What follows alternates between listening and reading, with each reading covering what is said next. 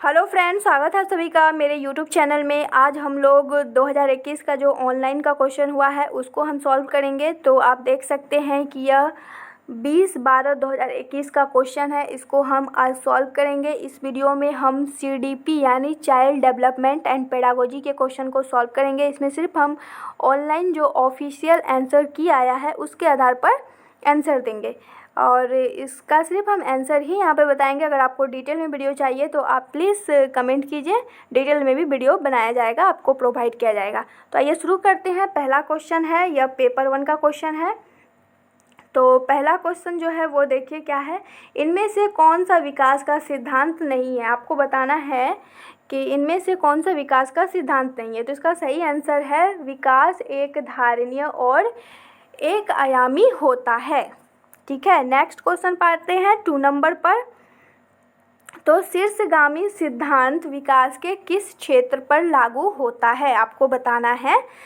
तो इसका सही आंसर होगा गामक विकास पर लागू होता है। नेक्स्ट क्वेश्चन पर आते हैं 3rd नंबर पर, तीसरे नंबर पर आते हैं। तो भाषा विकास के संदर्भ में संवेदनशील अवस्था कौन सी है वो बतानी है। तो वो अवस्था जो है वो है प्रारंभिक अवस्था। वो अवस्था कौन सी है? प्रारंभिक अवस्था। नेक्स्ट क्वेश्चन पर आते हैं। नेक्स्ट क्वेश्चन है 4 नंबर, जीव परिवार में आरंभ होने वाली वह प्रक्रिया जिनमें बच्चा अपने व्यक्तिगत पहचान जानना शुरू करते हैं। बच्चे जो है वो अपनी व्यक्तिगत पहचान जानना शुरू करते हैं, भाषा सीखते हैं और आरंभिक संज्ञानात्मक कौशल विकसित करते हैं। क्या कहलाती है? तो यह जो है यह कहलाती है प्रारंभिक सामाजिकरण अवस्था। नेक्स्ट क्वेश्चन पर आते हैं 5 नंबर पर। लॉरेंस कोहलबर्ग के सिद्धांत के अनुसार किस चरण पर नैतिक चिंतन शुरुआती सामाजिक परिप्रेक्ष्य पर आधारित होता है? तो इसका सही आंसर हो जाएगा 2 नंबर, पारंपरिक चरण पर आधारित होता है। नेक्स्ट क्वेश्चन पर आते हैं 6 नंबर पर। पियाजे के सैद्धांतिक दृष्टिकोण से नई सूचनाओं को अपने मौजूदा जीवन में शामिल करने को क्या कहते हैं? तो इसका सही आंसर हो जाएगा आत्मसत्करण। ठीक है, नेक्स्ट क्वेश्चन है 7 नंबर। मीना अब शब्दों को प्रयोग करने लगी है, शब्दों का प्रयोग करने लगी है तथा यह समझने लगी है कि शब्द वस्तुओं के प्रतीक हैं। अब तर्क करने लगी है परंतु प्रत्ययों का संरक्षण और क्रमबद्धता नहीं कर पाती है। मीना पियाजे के संज्ञानात्मक विकास के किस अवस्था पर है? तो मीना जो है पियाजे के संज्ञानात्मक अवस्था के विकास के किस अवस्था पर है? तो उसका सही आंसर है 1 नंबर, पूर्व संक्रियात्मक अवस्था। नेक्स्ट क्वेश्चन पर आते हैं। नेक्स्ट क्वेश्चन है 8 नंबर, समीपस्थ विकास के क्षेत्र का सन प्रत्यय किसने प्रतिपादित किया? आपको बताना है समीपस्थ विकास के क्षेत्र। तो इसका सही आंसर हो जाएगा लेव वाइगोत्स्की। नेक्स्ट क्वेश्चन है 9 नंबर। कौन सा कथन लेव वाइगोत्स्की के मूल सिद्धांत को नहीं सही मायने में दर्शाता है? तो इसमें से कौन सा वह कथन है जो लेव वाइगोत्स्की के मूल सिद्धांत को सही मायने में दर्शाता है? तो इसका सही आंसर जो हो जाएगा वो अधिगम एक सामाजिक क्रिया है। नेक्स्ट क्वेश्चन पर आते हैं 10 नंबर पर। एक प्रगतिशील कक्षा में कौन सा विकल्प सार्थक शिक्षण को बढ़ावा देने के लिए व्यक्तिगत अधिगम विधि का उदाहरण है? तो इसमें सही आंसर हो जाएगा 4 नंबर। क्या हो जाएगा? 4 नंबर। केवल अधिगम का मूल्यांकन के स्थान पर अधिगम के लिए मूल्यांकन पर बल देना। नेक्स्ट क्वेश्चन है 11 नंबर।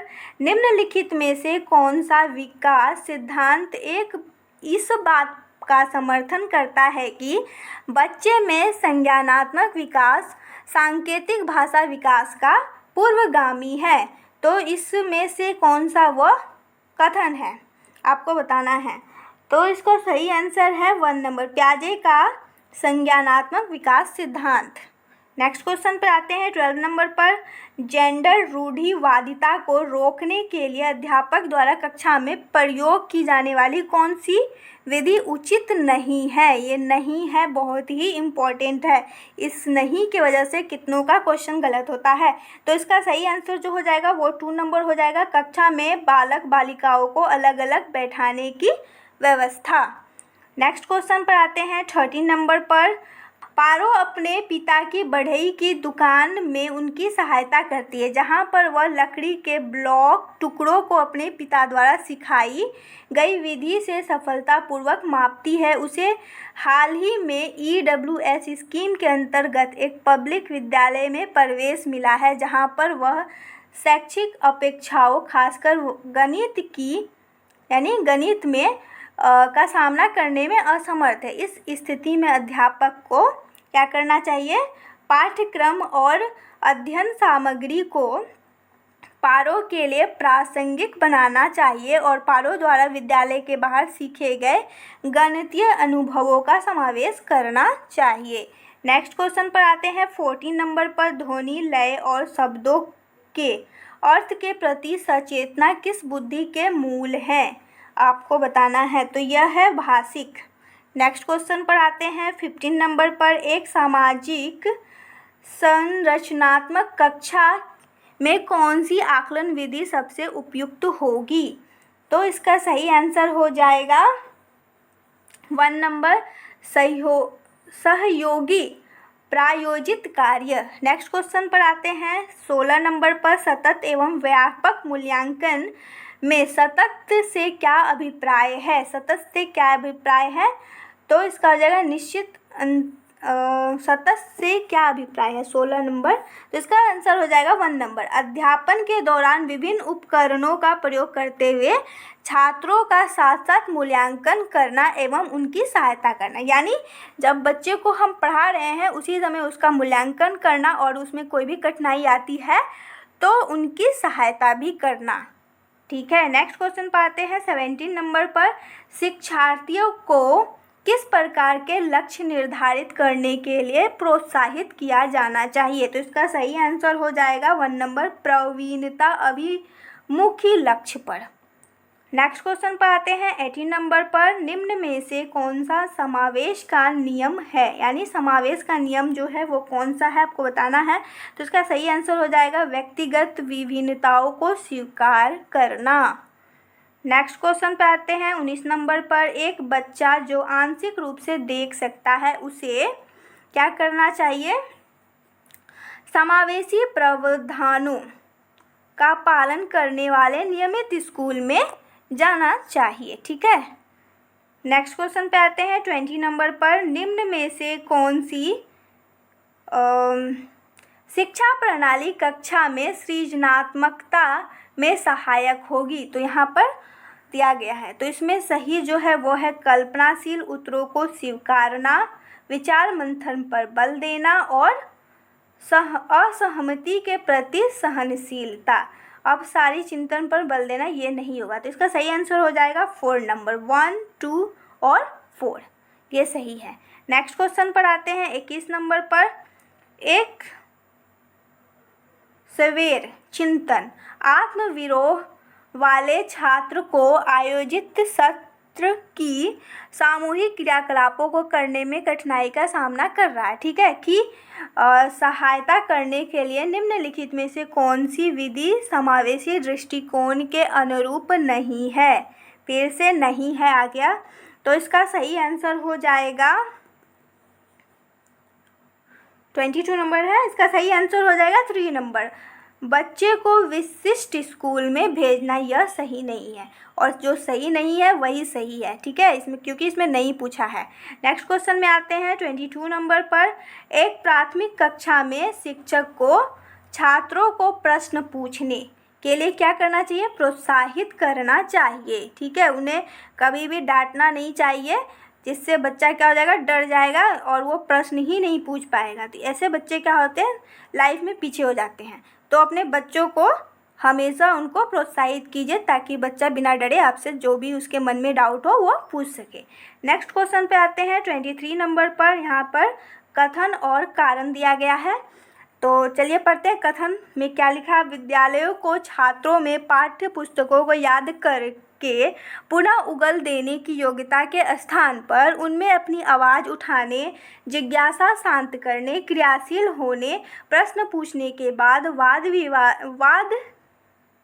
वाद विवाद, ठीक है, वाद नहीं लिखा हुआ है, विवाद करने, समूह में कार्य करने की योग्यता विकसित करनी चाहिए। ठीक है, इसका कारण दिया है अधिगम का स्वरूप क्रियाशील एवं सामाजिक है और इसमें बताया गया है कि सही विकल्प चुने। तो इनमें से सही विकल्प जो हो जाएगा 1 नंबर हो जाएगा कि ए और आर दोनों सही है, यानी कथन और कारण दोनों सही है। आर सही व्याख्या करता है ए की और कारण जो है कथन की सही व्याख्या करता है। नेक्स्ट क्वेश्चन पे आते हैं 24 नंबर पर। एक विशेष विषय में ज्ञान और संबंधों को सुव्यवस्थित तथा निरूपित करने के लिए आलेखीय साधनों का प्रयोग क्या कहलाता है?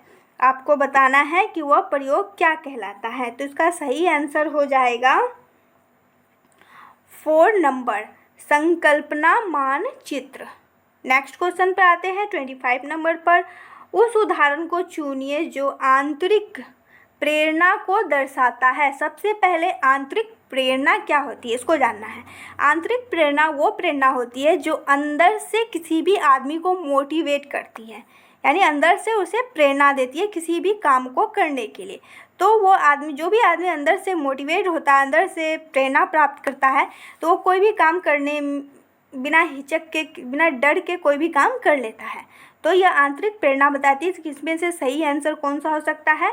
तो इसमें सही आंसर जो है वो अपनी प्रयोजना कार्य के लिए रवि विभिन्न स्रोत तलाश कर रहा है, क्योंकि नई जानकारी लेने में रुचि रखता है। रवि जो है विभिन्न प्रकार के स्रोत तलाश कर रहा है ताकि वो, क्योंकि वो जो है नई जानकारी लेने में रुचि रखता है, क्योंकि वो अंदर से मोटिवेटेड है। नेक्स्ट क्वेश्चन पर आते हैं। नेक्स्ट क्वेश्चन जो है 26 नंबर है।